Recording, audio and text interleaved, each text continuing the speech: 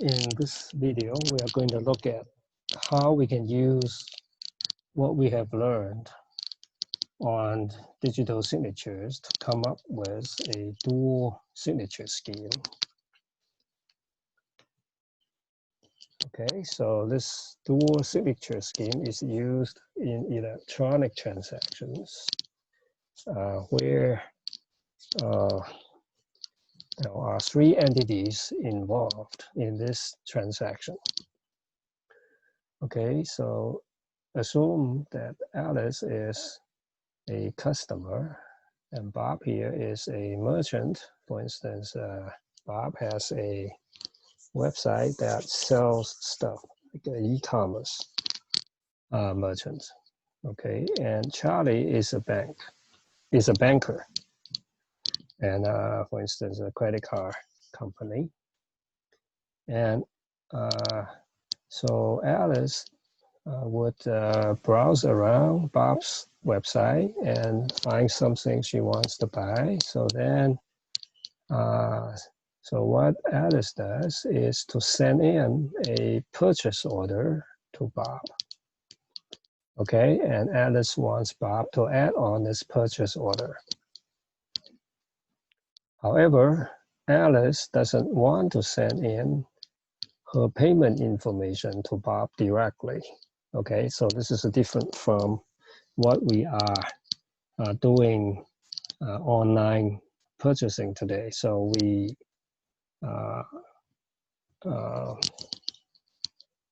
well, no, not online purchasing, but this is different from the purchase when you go to a store, right? So you want to buy stuff, and then when you want to pay using your credit card number, you have to present your credit card number to the cashier. So the cashier can actually look at your credit card information and also your signature and some other information that like expiration date kind of thing. Okay, of course, the cashier may not be able to memorize this information, but it could be done, right? But nevertheless, so in the electronic transaction, it is different from normal credit card purchase in a store. Okay, so Alice doesn't need to send in the payment information to Bob.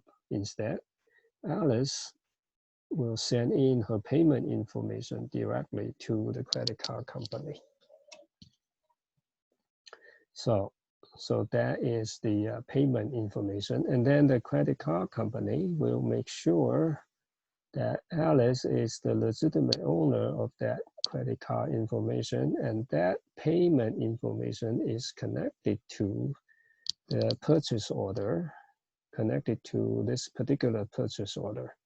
And then Charlie will tell Bob to go ahead, okay, that the payment will be now sent to Bob. So then Bob will ship Alice order to Alice. Now, how can this be done? So this can be done by using dual signatures.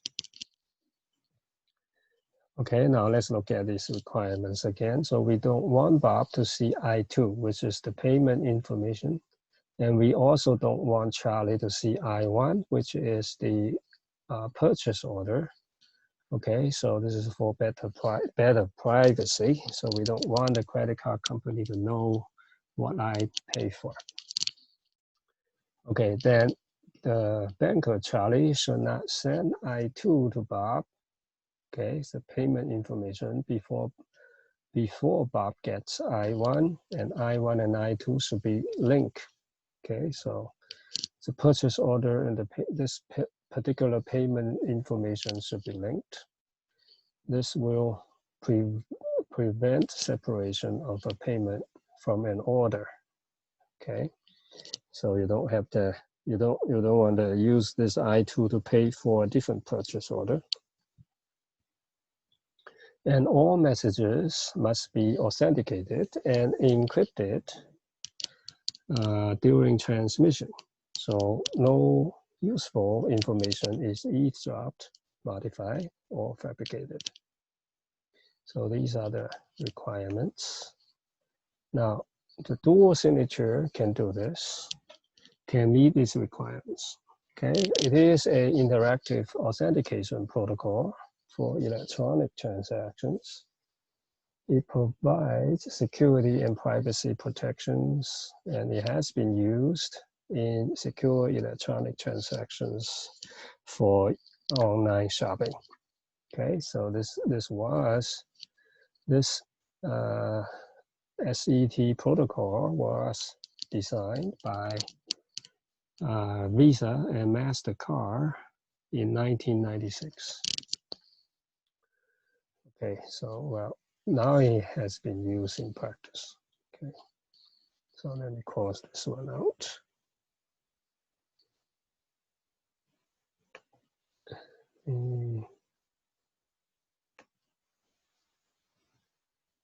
Close this out.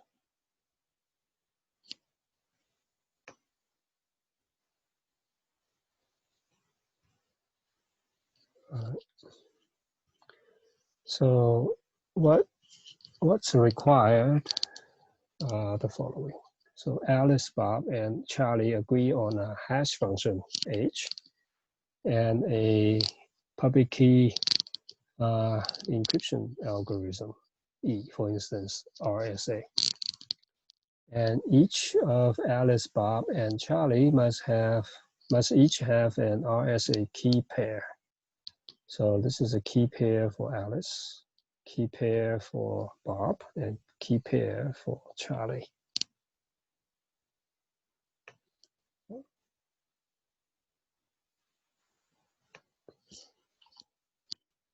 Okay, so let me put this. All right.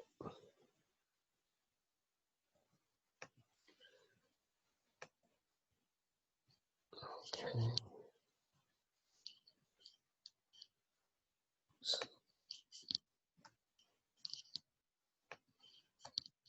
Okay, so we first look at what Alice does.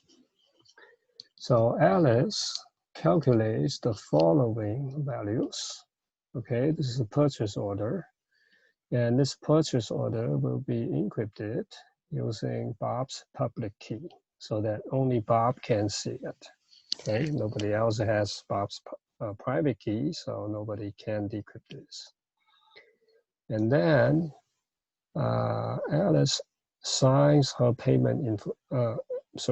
Alice used Charlie's public key to encrypt this payment information, not signing, just encrypting. Okay, so basically what Alice does is encrypt I1 purchase order using Bob's public key, encrypt the payment information using credit card companies or Charlie's public key. So we call that SB and SC. So take the hash value of SB and the hash value of HC. So we call it HB, small hc. And then we take the hash value again on both of them. So we concatenate HB and HC, take the hash. This time, Alice signs it. So Alice signs this hash so that these two purchase orders are linked together. So Alice signs it using her private key. So we call that dual signature, DS. Okay, so Alice then sends this encrypted I1, encrypted I2, and the dual signature to Bob. Okay, and then she will wait for a receipt RB from Bob, and then she can then, because this receipt is signed using Alice public key, so Alice can decrypt it and see that her payments, sorry, her purchase is complete, and then she will be waiting for her shipment. Okay, now let's see what Bob does. So Bob will get, so let me, excuse me. So Bob gets SB, SC, and it's dual signature from Alice. Okay, so Alice sends this to Bob. Now remember, SB is the encrypted purchase order using Bob's public key. And SC is the encrypted payment information using Charlie's public key. And DS is a dual signature, which Alice signs it using her private key. So this is on a hash of HBHC.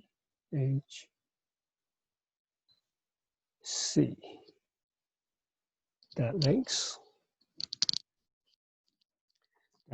the purchase order to the payment information.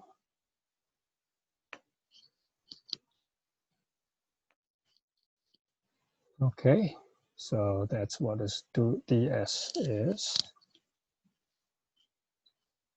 Now,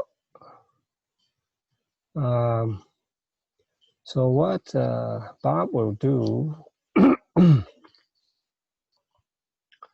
is to compare, oops, I think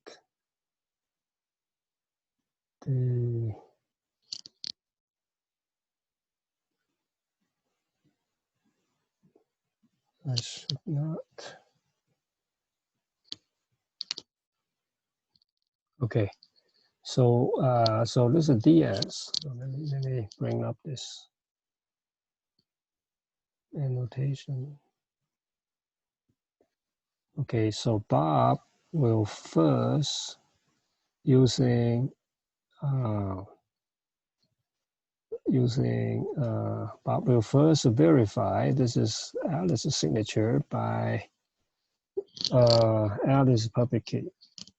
So then Bob can get H of HBHC. Okay, so then because Bob gets SB and SC as well, so then he will compare with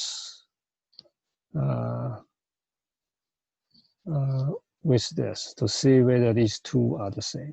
Okay, if they are the same, then Bob knows that this request, so this message does indeed come from Alice.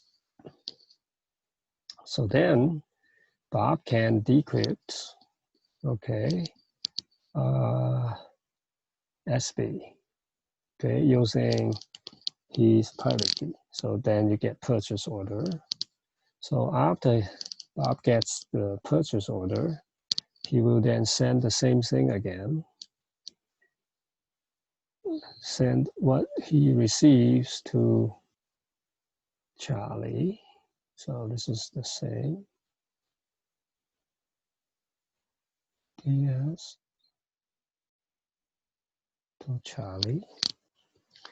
And waits for Charlie's receipt and saying that he will get payment. Okay, so, and after that payment information approval information, then Bob then will decrypt RC and verify it is indeed coming from Charlie.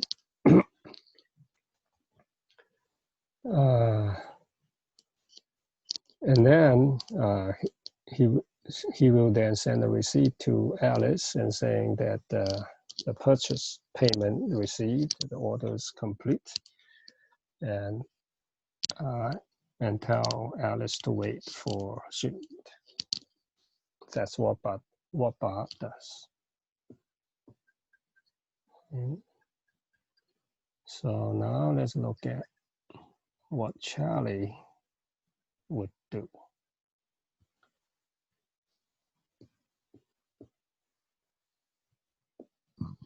So Charlie gets, remember,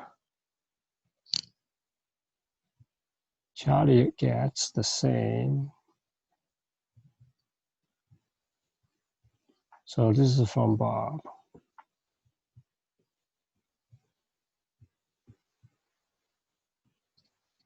So that now this purchase order and payments information are linked. Okay. So then basically what Charlie does is exactly the same. So verifies this indeed comes from Alice, like Bob does. And then Charlie will decrypt the second part to get I2. So that's the credit card information. So if and then it checks to see whether Alice really is a legitimate person of that credit card information. If it is, and Charlie then will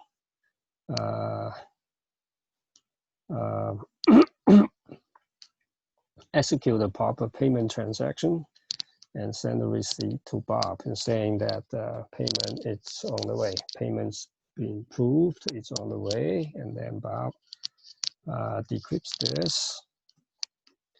Okay, using so this is encrypted. So Bob will use his private key to decrypt this and get this, and then verify this indeed comes from Charlie using Charlie's public key. So once that payment information is verified, then Bob will send a receipt to Alice and saying that the payment is received.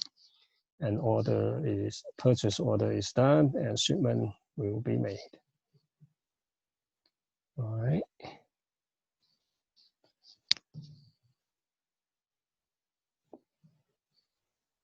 That is dual signature.